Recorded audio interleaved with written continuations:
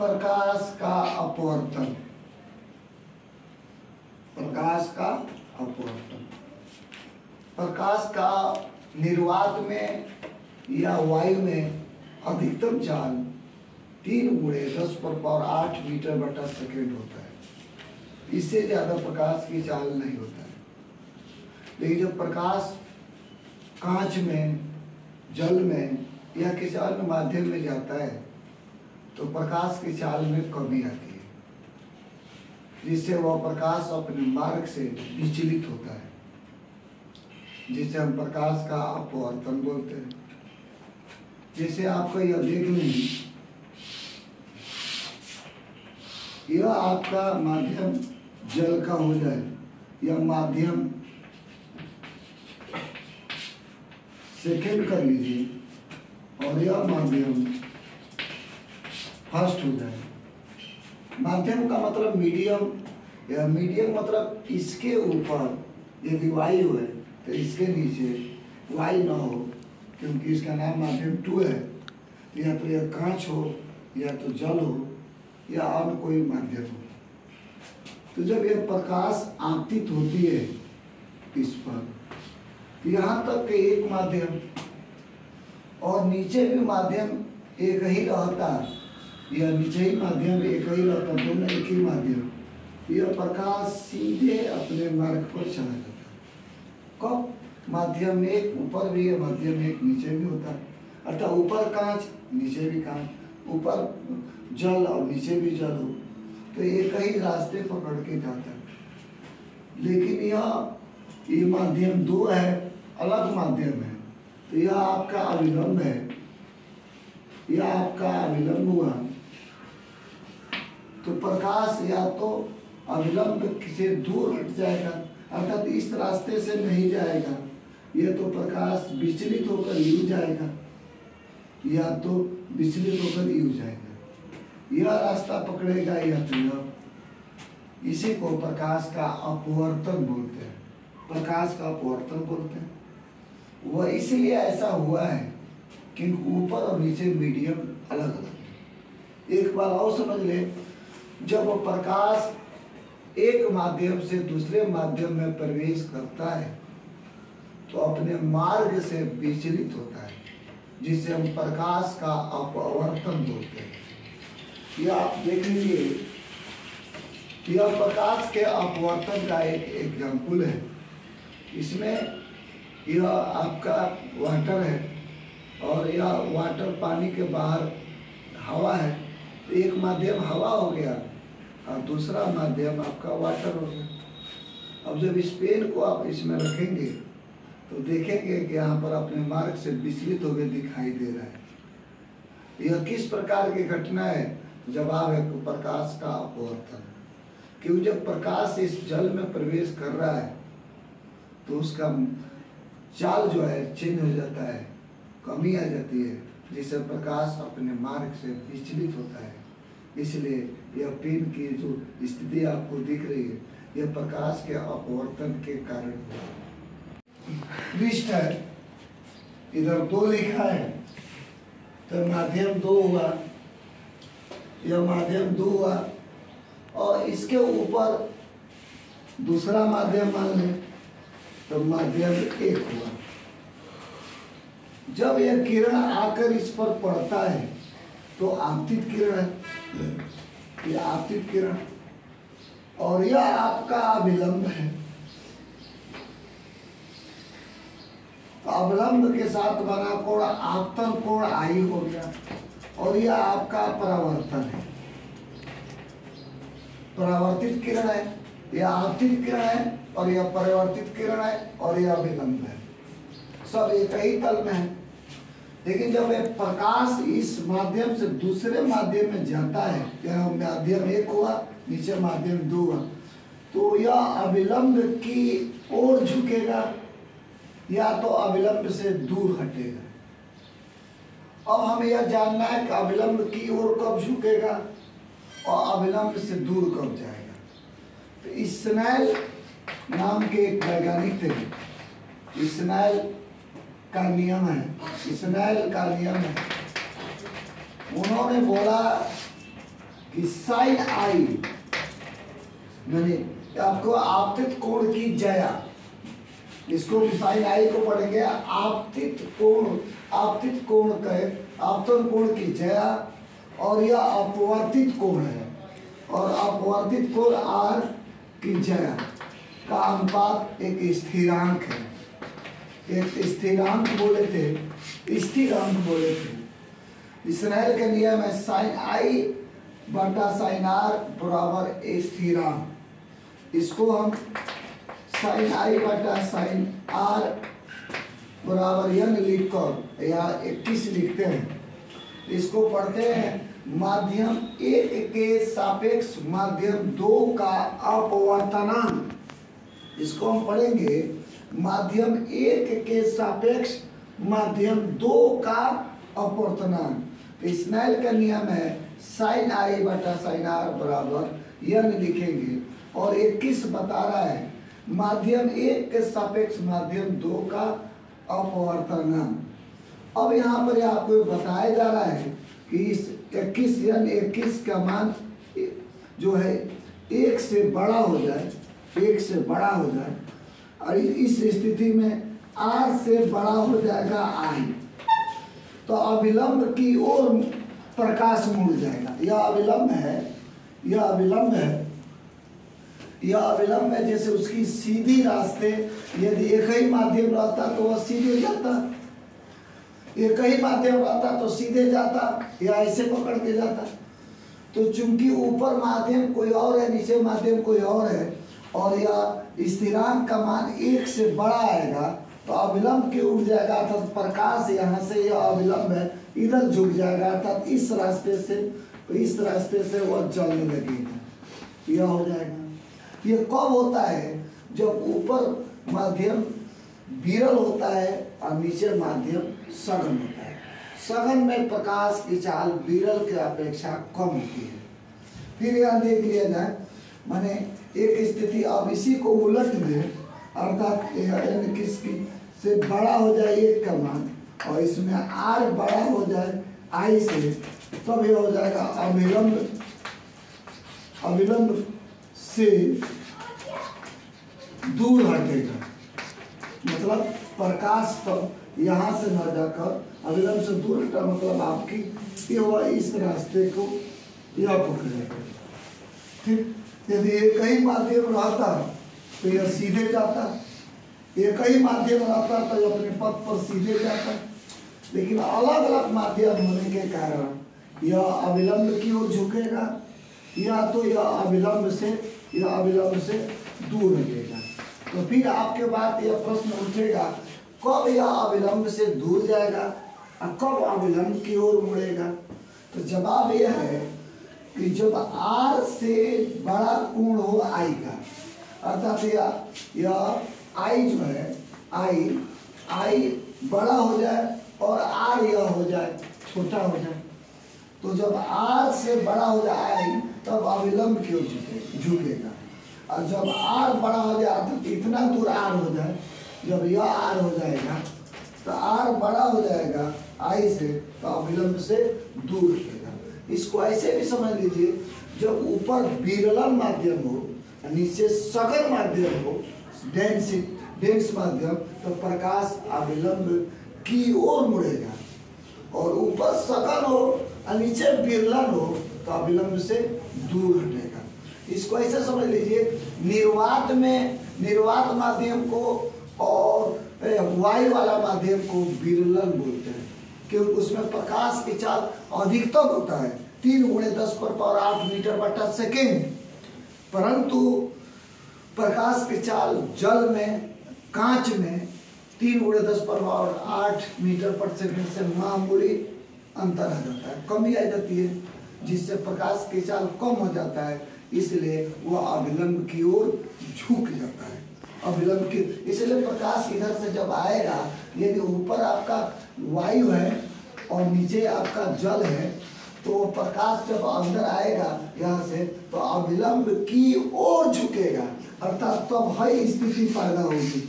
इस स्थिति में 1 से बड़ा होगा अपवर्तनांक और अविलंब की ओर झुकेगी, और उसी को पलट दे ऊपर जल हो जाए और नीचे वायु हो जाए तो प्रकाश अविलंब से दूर हटेगा, अर्थात विचलन अवश्य होगा। प्रकाश एक माध्यम से दूसरे माध्यम में जाएगा तो विचलन अवश्य होगा।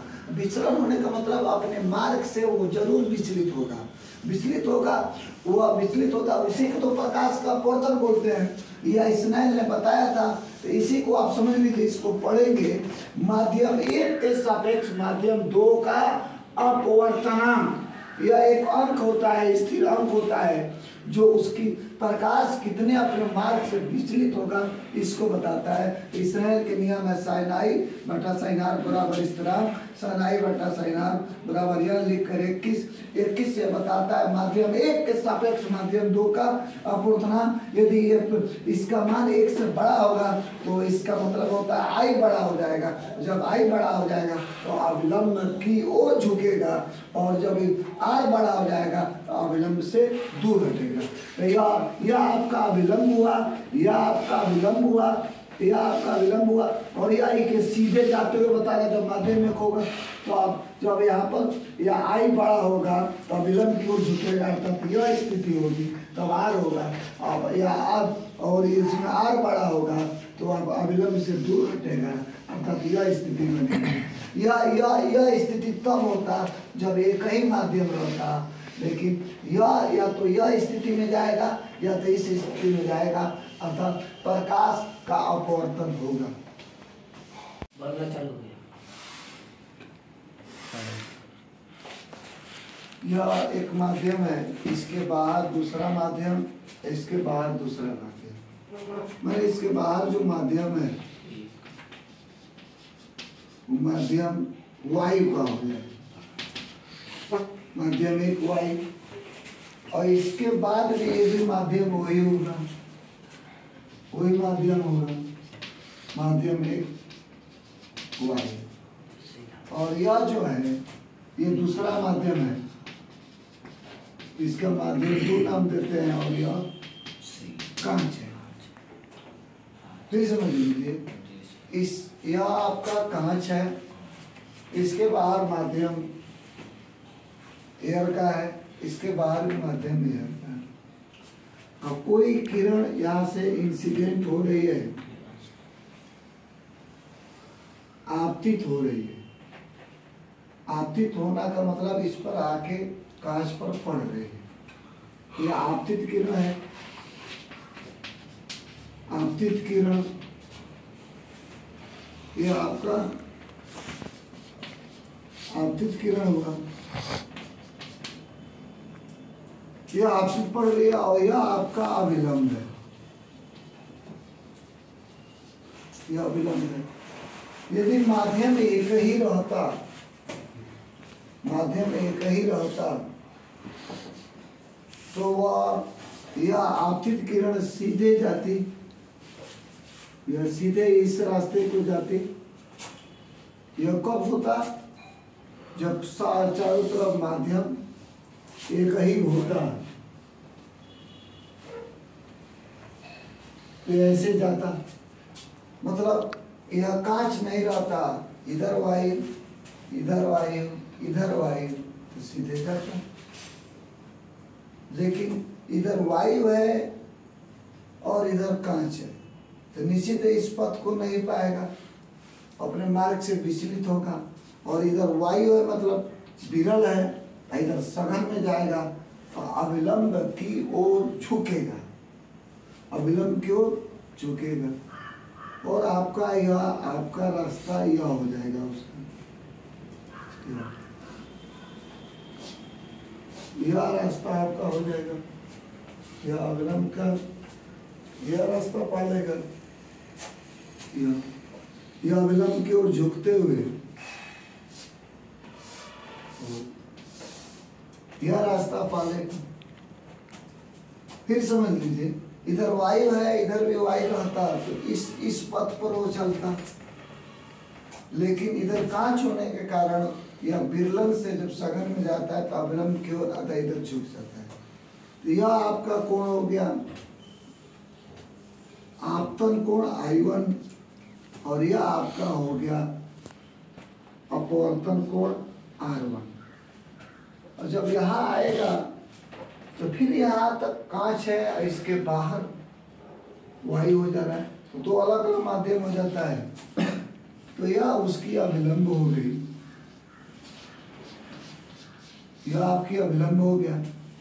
अब यहाँ बाहर के लिए आपतन कोण होगा I2। तो पहले जब वो विरल से सघन जा रहा था तो अभिलंब क्यों झुका था, अब सघन से विरल जा रहा था, अभिलंब से दूर हटेगा, अर्थात इधर ना आकर आपको इन जाएगा, यह जाकर यहाँ जाएगा और यह आगे चलकर इसके पैरेलल हो जाएगा, पैरेलल हो जाएगा। इसी को ये जो गैप है बीच में, इसी को बोलते हैं, इसी को हम बोलते हैं पार्श्विक, क्या बोलते हैं, पार्श्विक विस्थापन। यही है, यह आपका पार्श्विक विस्थापन है।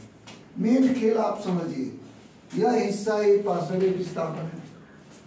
फिर यहाँ एक बार समझ लीजिए, जब बाहर निकलेगा तो अपवर्तन कोण R2 हो जाएगा। इधर माध्यम अलग है, इधर माध्यम अलग है, इधर वायु है, इधर कांच है। तो जब किरणें आपतित होगी, अब माध्यम एक ही रहता तो सीधे जाती, इन माध्यम कांच होने के कारण वो अभिलंब की ओर, इधर या अभिलंब की ओर झुक जाएगा, तो अब इस रास्ते से हो जाएगा। और फिर अब बाहर निकलने की बात आती है, तो फिर बाहर निकलेगा तो अब की बार अभिलंब से दूर हट जाएगा, तो यह हो जाएगा। तो ये जो बीच की दूरी है, इसी को पार्श्विक विस्थापन कहते हैं। हेडिंग है पार्श्विक विस्थापन किसे कहते हैं, तो इसी को पार्श्विक विस्थापन बोलते हैं। यदि चारों ओर एक ही माध्यम रहता, यह रास्ता पकड़ के वो सीधे जाता। लेकिन जैसे होता है कि आपने दौड़ना शुरू किया, तभी जमीन पर दौड़ रहे थे, तो आगे पानी आ गया तो पानी में दौड़े, फिर आप पानी से निकल के फिर जमीन पर दौड़े। सेम वही प्रकाश में भी है, प्रकाश यहाँ से चला तो यहाँ से जब दूसरे माध्यम में गया तो आपको अपने मार्ग से विचलित हो गया, फिर यहाँ से जब निकला तो फिर अपने मार्ग से विचलित हो गया।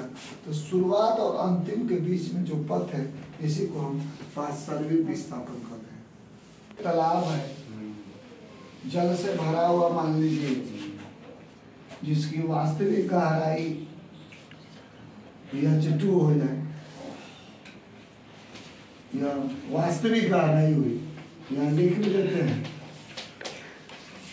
वास्तविक गहराई है। यह कोई तालाब है, यह तालाब छोड़ दे, कोई जल से भरा हुआ कोई टब है, और इसमें कोई चीज रखा गया है, जैसे नींबू है। यह दर्शक यहाँ से इसको दिख रहा है, तो यह आपका अभिलंब है, यह अभिलंब है। तो आप ये जानते हैं, इस वस्तु से किरणें जाएगी, जैसे यह किरणें जल में है तो ये जाएंगी, ये भी जल में है तो ये भी जाएंगी किरणें, ये जाती हुई दिखाते हैं। अब देखिए प्रकाश का अपवर्तन का खेल। कल आपको बताया गया था कि जब प्रकाश एक माध्यम से दूसरे माध्यम में जाता है तो अपने मार्ग से विचलित होता है, और विरल से सघन जाता है तो अभिलंब की ओर झुकता है, और सघन से विरल जाता है तो अभिलंब से दूर हटता है। तो यह जल है, इधर वायु है, मतलब ये आपका जल है, यह आपका वायु है। तो यह सघन हुआ, जब विरलन जाएगा तो अभिलंब से निश्चित है कि दूर हटेगा, क्योंकि तब यहाँ से जब निकलेगा, निर्गत होगा, तो आपका इस रास्ते को पाएगा। ये भी जब निर्गत होगा तो आपको इस रास्ते को यह पाएगा। समझिएगा ठीक से, ये आप समझिए, फिर समझ लीजिए। यहाँ कोई वस्तु है, यहाँ से किरणें जा रही है, एक किरण यह जा रहा है, दूसरा किरण आपका यह जा रहा है।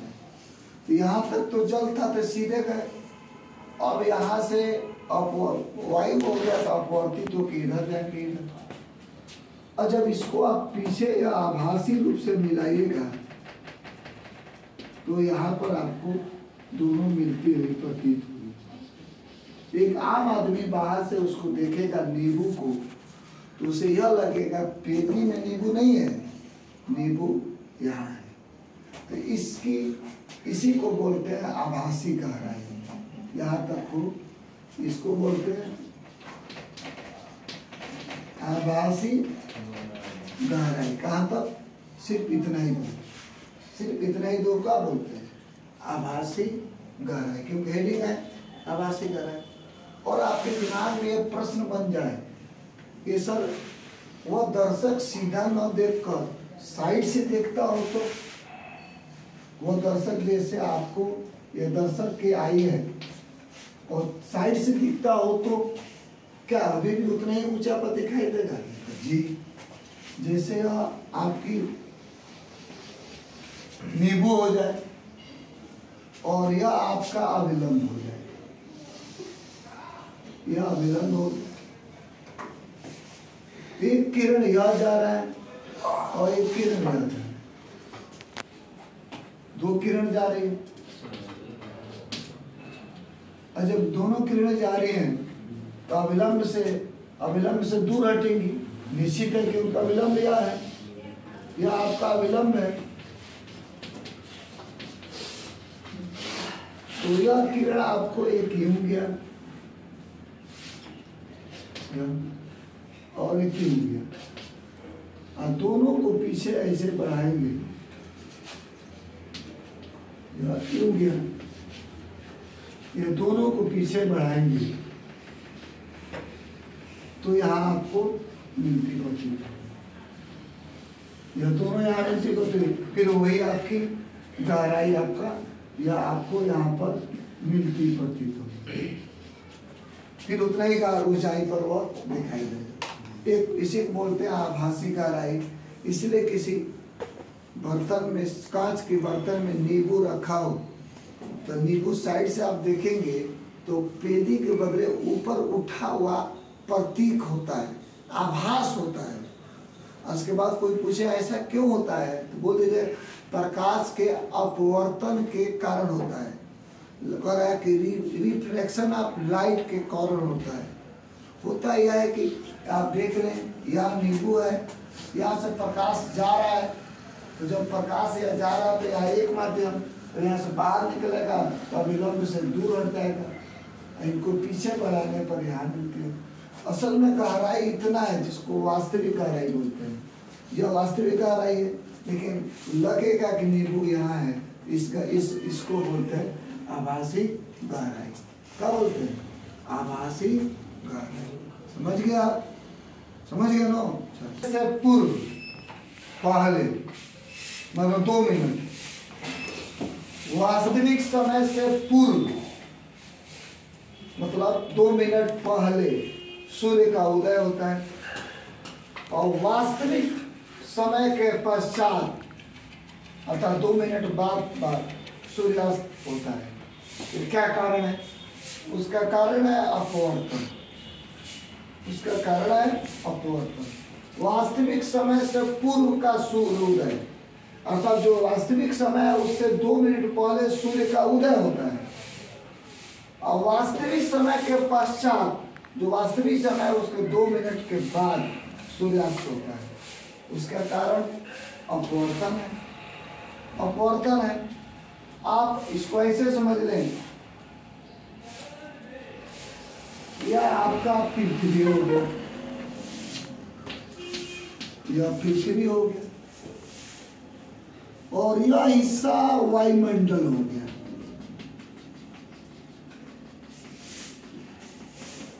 यह आपका वायुमंडल हो गया, और यहाँ कोई दर्शक है, मान लो यहाँ कोई दर्शक है, और यह स्थिति क्षितिज का है, क्षितिज है, तो क्षितिज पार करेगा तब सूर्य आपको दिखेगा। लेकिन जब सूर्य यहाँ है, यहाँ सूर्य है, लिखेंगे सूर्य की वास्तविक स्थिति यहाँ पर है। सूर्य की वास्तविक स्थिति है। ठीक, एक बार फिर देख लें।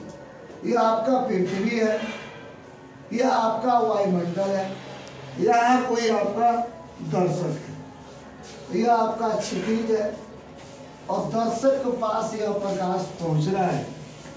यह दर्शक के पास ऐसे प्रकाश पहुंच रहा है।